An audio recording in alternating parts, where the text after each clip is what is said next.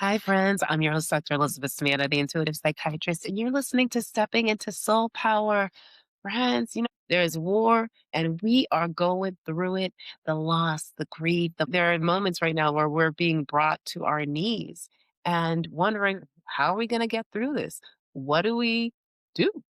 And next guest, she is a energy healer. She's a chiropractor. She's a blues singer and spent over 35 years studying the places where the body and spirit and soul come together. She had lost a child in stillbirth and was able to transform that experience, grow from that experience, and now she helps other people walk through grief to grace.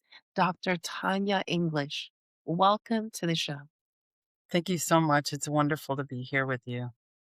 Yeah. So for our listeners that are new to you, can you tell us a little bit about that journey? How you got to the point where you are really helping shift the way people experience and process grief?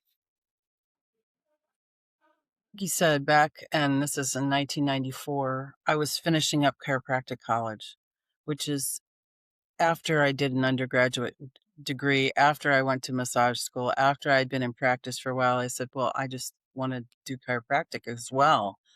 I think that'll really help. At the end of my time there, I was pregnant with my first child, and I was 33 and going through pregnancy that was great. And then it worked out that he didn't make it. And it was really just being there in the hospital.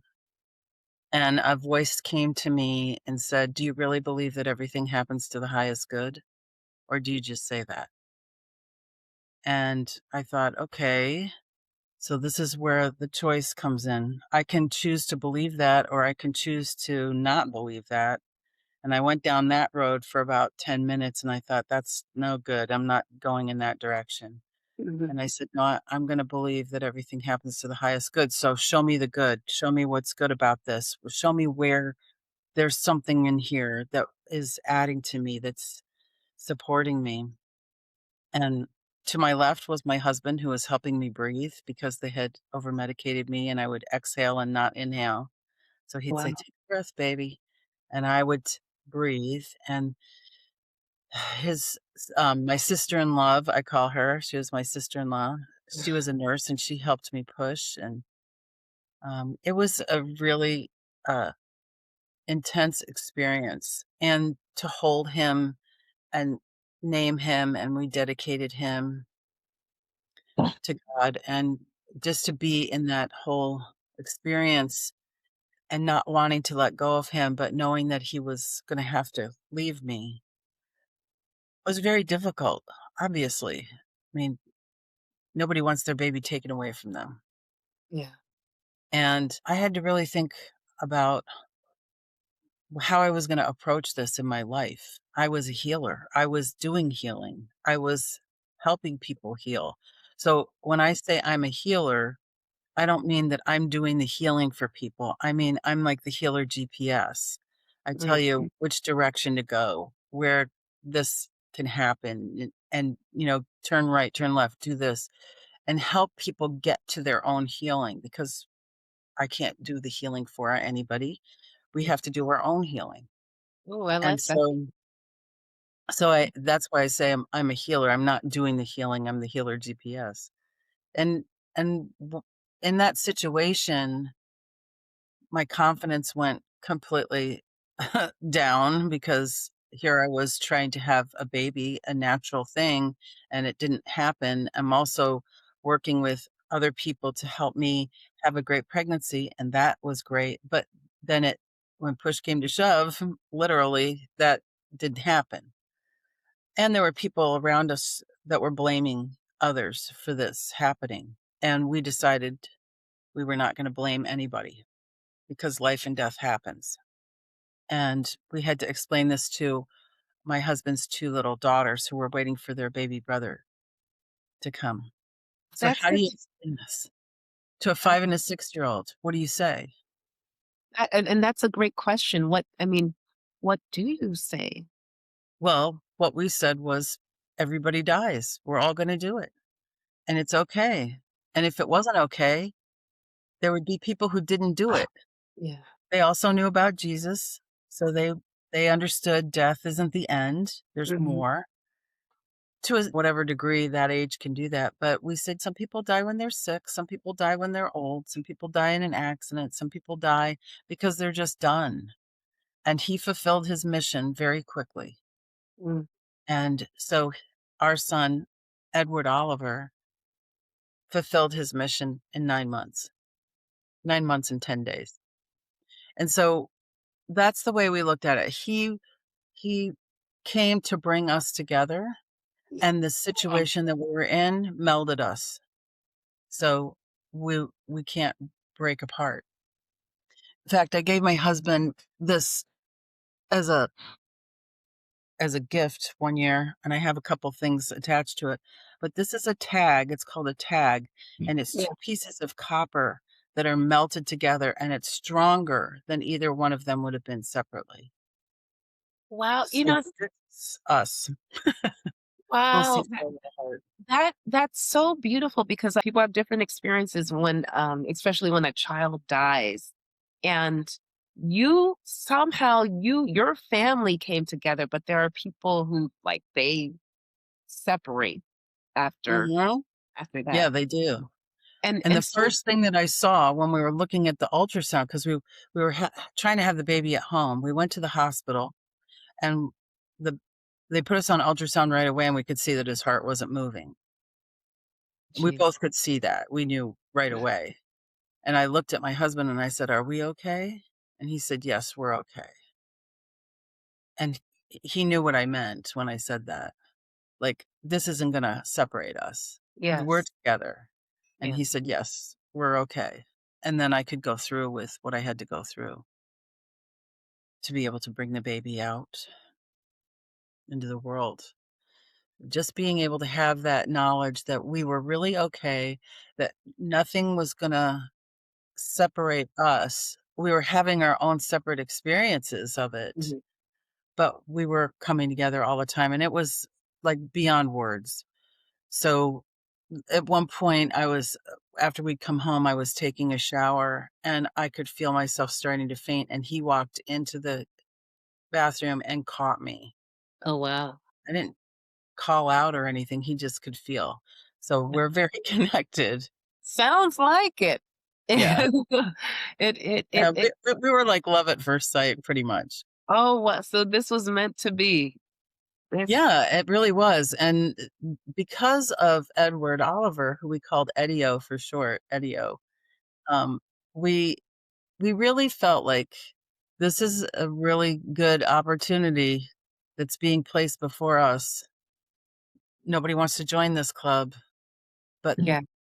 20,000 people a year do, and that's 1 in every 175 births, and it's something that happens and people shove it under the rug, and people Absolutely. have asked me, like, "Did you hold your baby?" Yes, we held him, we dressed him. My husband bathed him. We had time with him, and when you take something like that away from a woman who's just given birth, you're damaging her, and so to be able to have that time with him, yes, it was short, and no, he wasn't able to see me, but I saw him, and I held him. And after we came home, I had a buckwheat hull pillow that I would hold occasionally to help feel that weight in my arms. There's all kinds of stages that you go through with something like this. Like, then my milk came in. Oh, there's another thing. But our neighbor who had come over to see the baby, and I had to tell her he didn't make it, watch your face fall, had brought me a plant of sage. And it turns out if you chew, raw sage leaves, living sage leaves, it dries your milk up. She didn't know that. Hey, someone's looking out for you. Exactly. Exactly. It's really true. I feel like okay, so this was a big deal. I had to think about, like, why is this happening? This would be the first question that I asked myself. What did I do? First of all, the what ifs, those Mm. all come. That's not helpful because you can't change the past.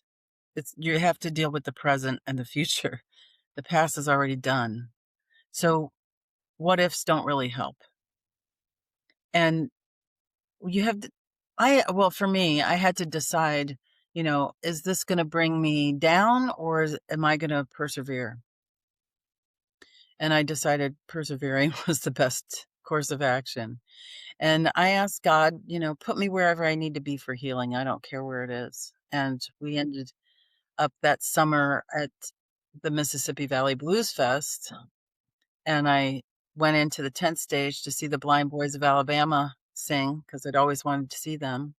And I had a healing in that experience. And I felt waves and waves of love flowing through me, going around me. It was just an amazing experience all the way around. And when I met my husband a little bit after that, we were at separate stages, and he looked at me and he's like, "You're different. What, are you okay?" And I said, "Yes, I am really okay." He said it was like when Moses comes down from the mountain and his hair's turned white. He goes, "You were different." Yeah, it looks music cracks something open, Vibration. Yeah.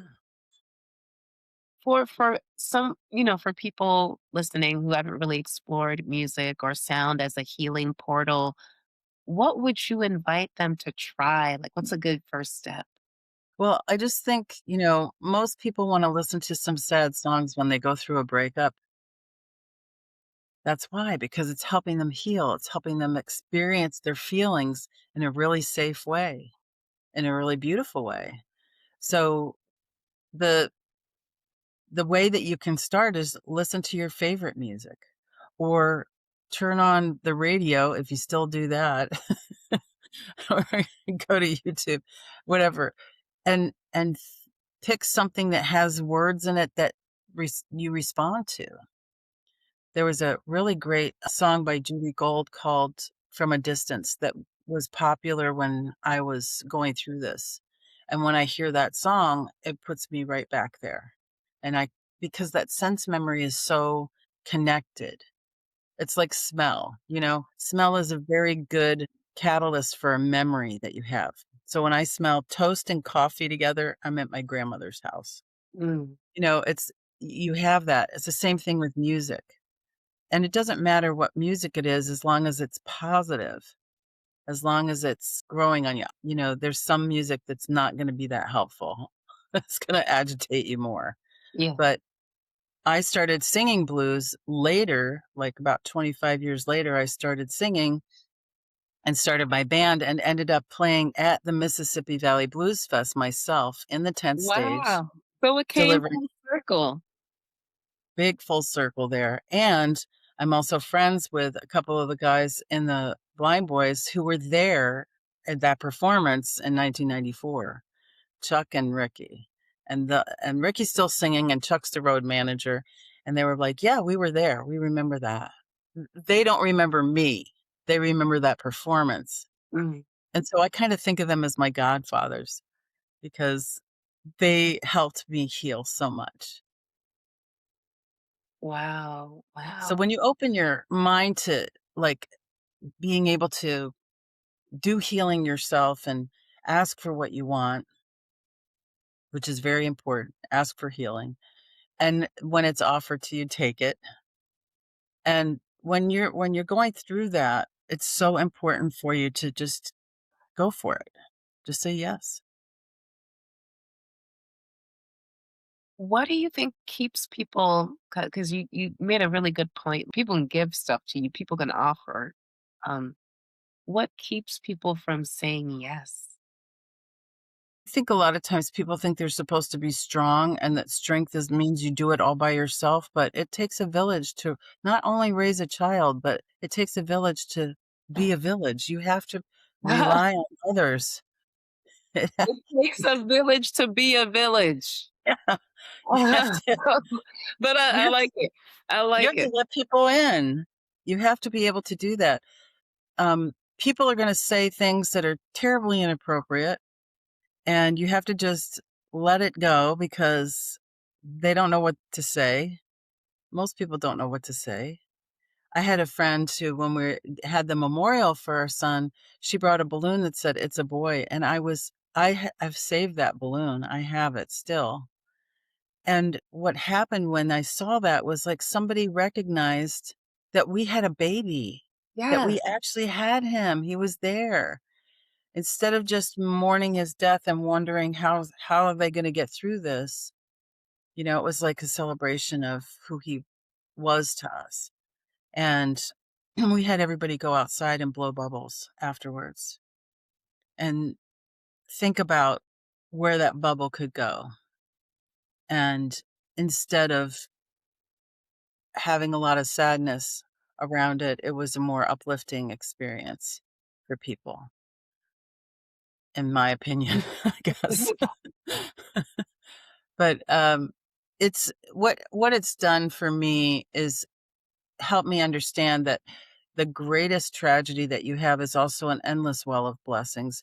You can Mm, sit in your stuff and you can experience it. And I recommend that you feel all the feelings and don't worry about it dissolving. A lot of people think that healing grief is all about talking about it, and it's not all about talking about it. There's also some other things that you can do.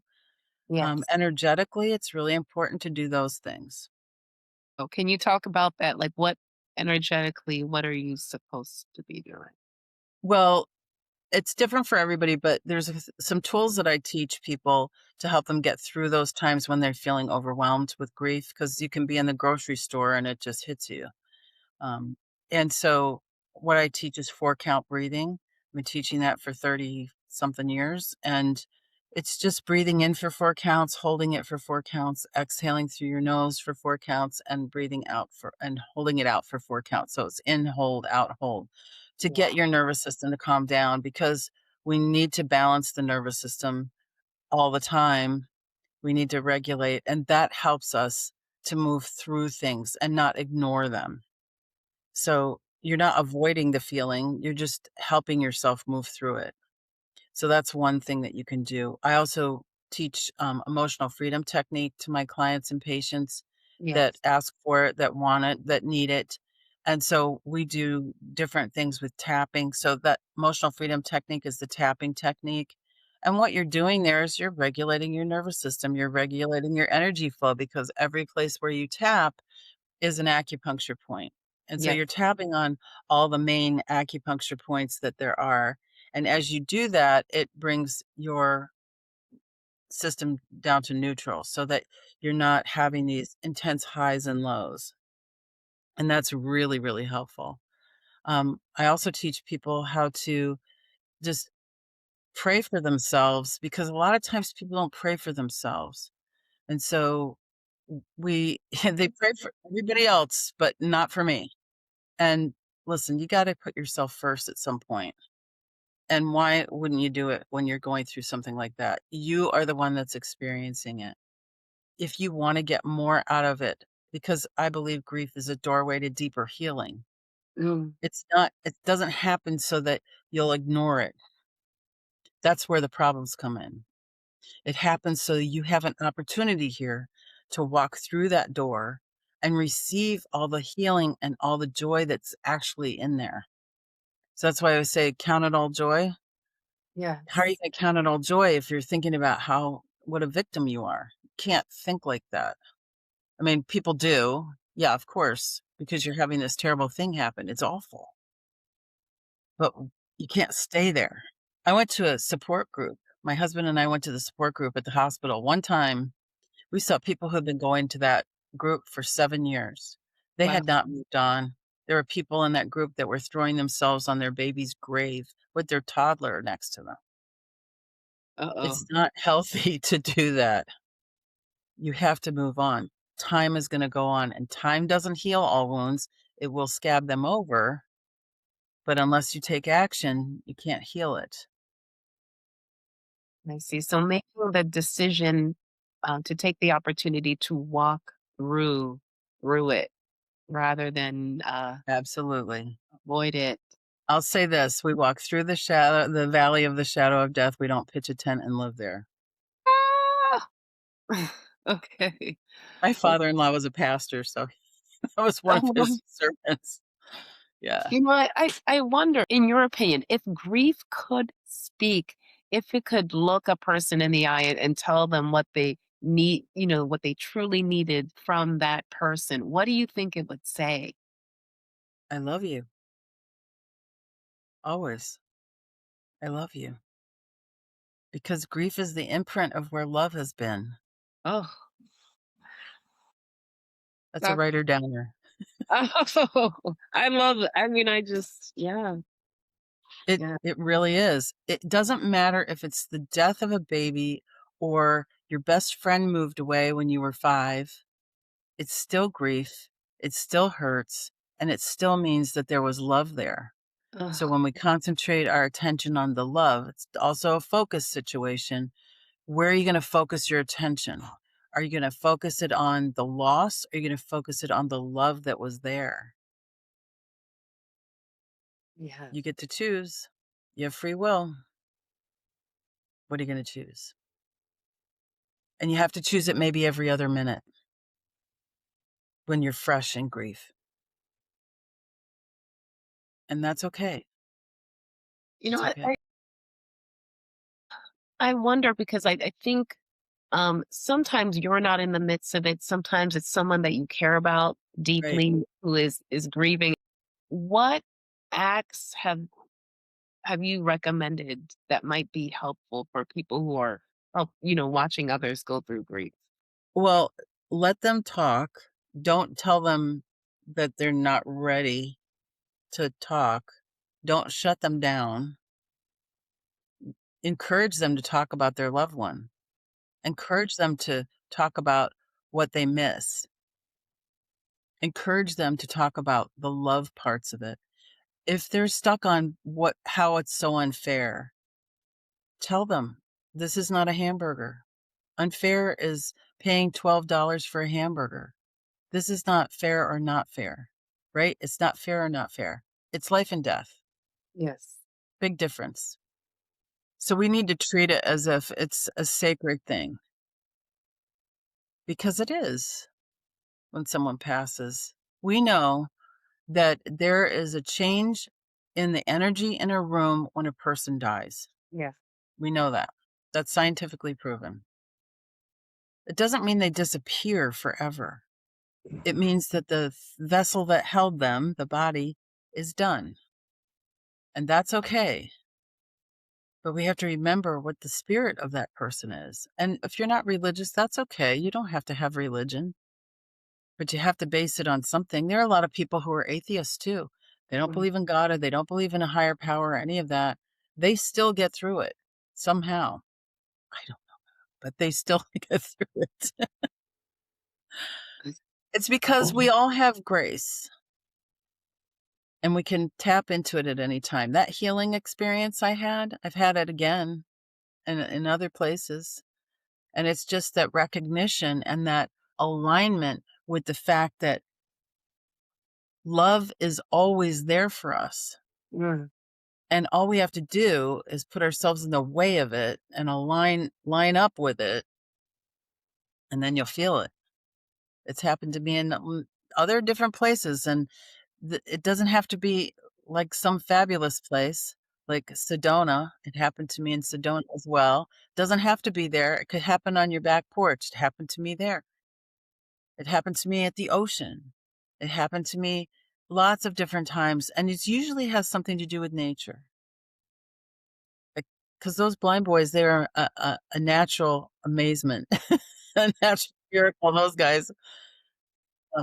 One of my good friend Gloria Hardiman, Alligator Records recording artist, was best friends with the last original blind boy. His name was Jimmy Carter, not the president, and he was nearby and they were talking and she said, I want you to meet my friend Tanya, who's been to your concert and had this experience. And he said, I definitely want to meet her.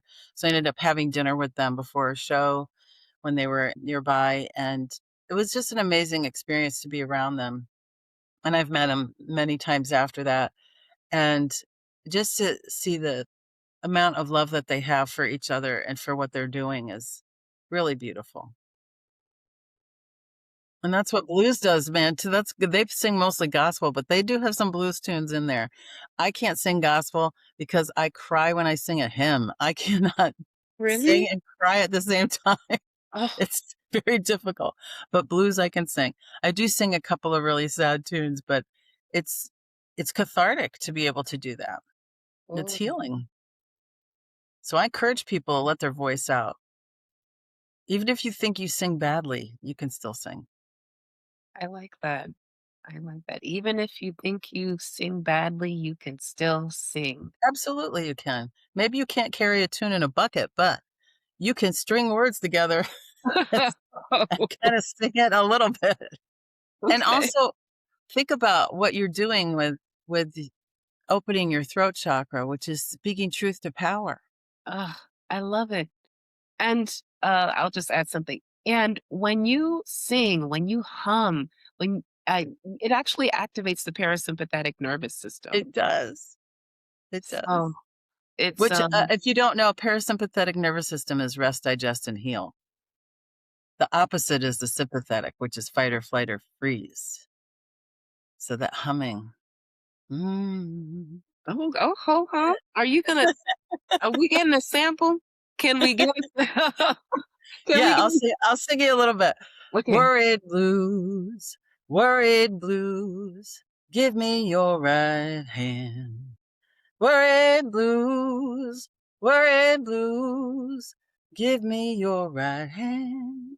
'Cause I can sing my song, and I sure don't need no band. Yeah. Thank you, thank you, thank you. You're welcome. This is such a treat. I'm This glad you think so.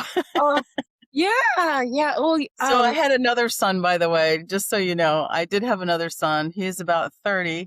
He just turned 30 in February. He's a musician. He's a construction person. He does all kinds of cool stuff like that. And he used to put his hand over my mouth and go, "Mimi, don't sing." I showed him. well, we appreciate your beautiful voice. Um, I know you've done a quite a bit on in the grief world and even written a book. I wonder if you could speak to that, like, oh, 20 There's the book. I'm chapter 20. So my name isn't on the front cover. It's on the back cover. But I'm chapter 18 in this book, 20 Shades of Grief. And my whole story is in that book, is in that chapter. It's lots of different stories of grief of people going through it and how they did. And there's also, I have a gift in there for people of the 7 lessons I learned from my greatest heartbreak, which if you want that, you can get in touch with me and send me a message. I'm on Instagram at Dr. Tanya English or Facebook, um, Tanya R. English on Facebook because they don't want you to put your doctor name on there. So we Okay. want to talk about like how do you get through it? And those 7 lessons are how you get through it. And we've talked about some of them already today. Asking for help, receiving help when it's being given. Let people help you. And then remember that people are going to say awful things and you just have to let it go. And unless you're ready to teach them, which most people aren't when they're in grief. Yeah. Being able to kind of brush aside some of the things that people say and just as you want grace, give them grace. Mhm. Yeah, they don't know. People don't study it, and it's not in this culture, we don't talk about it. It's starting to happen more and more because there's all these grief groups that you can go to and all different organizations that are experiencing that help you experience it. But I think what I do that's different from that is we don't talk about it so much as we do to heal it. So when we're healing, we can go there, but we end up at a better place. So we might start out low and we leave feeling more and more neutral and more hopeful about life because That's our natural inclination Yes. as human beings. To be more hopeful about life. I like that. And I think um I love all the you talked about a couple different it's like you use breath work, you use emotion freedom technique like energy psychology, and Mhm. then also just the power of prayer. Like prayer is This is woo, a big potent. deal. Yeah, and we can close with a prayer, but I also do a lot of other techniques that are always working on the root cause. As a chiropractor, we want to find the root cause. Now, I've gone beyond moving bones. I don't do any forceful adjusting. I use an activator to adjust. It's a handheld instrument that delivers an adjustment really fast. So people don't have to be twisted and pounced on and all that. What what the other part of that is it's great to go from the outside in, but let's go to the inside out, and that's our subconscious. So I work with many techniques that work on subconscious emotional memories that override present time. I'll say that again. Subconscious emotional memories that override present time. And a really short way to say that is a trigger. That's what a trigger is. It's a subconscious emotional memory that's overriding what's really happening in present. So having a different reaction that's out of what it's not, it doesn't fit with what's happening in the now, that's because it's a trigger. It's something that happened in the past and it's being triggered and now it's happening again. So we want to remove those or neutralize them. I mean, I'm not going in and pulling things out, but we can neutralize them. And there's techniques that I do like bioenergetic synchronization technique and map technique, which is a really great, elegant technique that we love. And it changes how you think. And when see a technique that changes how you think, that's the technique I want to do because Mm. that's what's causing all the problems. It's up here. Yeah, it's our beliefs. Our beliefs can make us or break us. And And it's not just beliefs that we decide to believe. It's beliefs that are taught to us from a yeah, very early age. It's predispositions. How do I get through this? How do I get fed and nurtured? I have to do what they tell me. So I better be quiet or I better not be happy or I better, right? So these are all things that coping coping mechanisms that we work out when we're too young to know what that even means. mm, And so we get ingrained with these ideas, and they're very hard to break if you're trying to do it as a habit from the outside. But when we go exactly. into the subconscious, so much easier, Yeah. so much freer. Really cool. Love it, love it, love it. Dr. Tanya English, blues singer, chiropractor, energy healer, keeper of treasure in the dark places.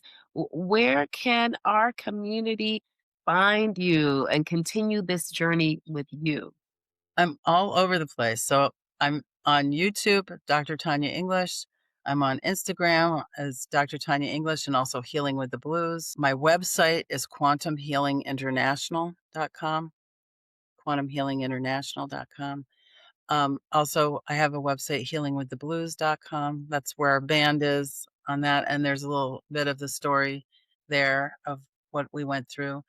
Um, all of those places are available to you to hit me up. Let's get working. Let's clear up those misconceptions that we've had since we were little tiny tiny babies and be free because that's where the peace comes from. Love it. Love it. Thank you so much, Dr. Tanya English, for being on the show. Thanks for having me, Elizabeth. I really appreciate it.